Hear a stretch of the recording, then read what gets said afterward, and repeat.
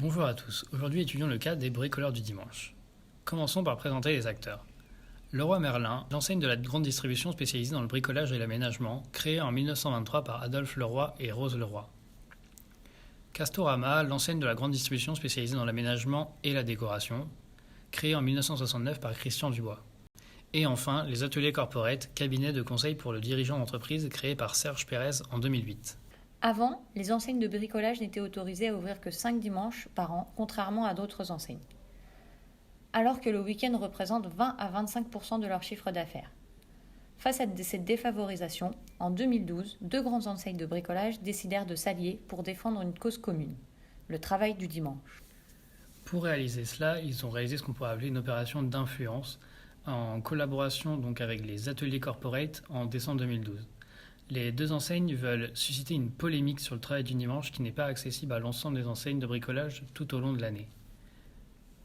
Pour ce faire, les entreprises ont amené les employés à s'approprier le mouvement à l'aide d'un cabinet de conseil, les ateliers corporate, leur laissant ainsi penser que l'idée venait d'eux.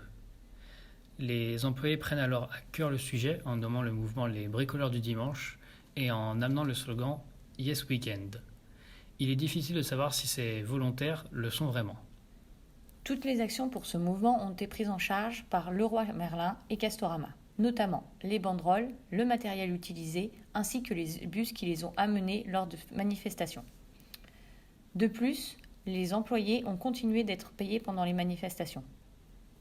L'une des plus importantes manifestations eut lieu à Paris le 14 mai 2013, où environ 1500 à 2000 membres du collectif des bricoleurs du dimanche ont manifesté pour réclamer plus de jours d'ouverture des magasins du bricolage le dimanche.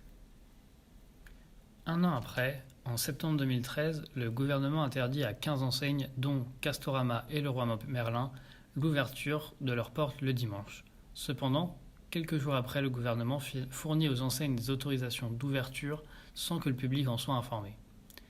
De ce fait, l'ouverture de Castorama et Leroy Merlin le dimanche 29 septembre apparaît alors aux yeux des journalistes et du public comme un acte de bravoure et de rébellion face au gouvernement, alors que cette ouverture était en fait totalement autorisée sans que personne ne le sache. En décembre 2013, le Premier ministre Jean-Marc Ayrault annonce que les magasins de bricolage auront le droit d'ouvrir dorénavant 12 dimanches par an, soit un dimanche par mois. Cela montre qu'en ayant faussement bravé l'interdit, il est possible et facile de manipuler les médias et de faire valoir ses revendications. Toutes ces actions prouvent que les entreprises peuvent utiliser et manipuler de façon discrète les masses afin d'obtenir ce qu'elles veulent. Ah, qu'on est content quand on bricole. Dans notre pays, nous sommes vraiment les meilleurs. Une boîte à outils suffit pour faire notre bonheur. Oui, nous sommes les rois des bricoleurs.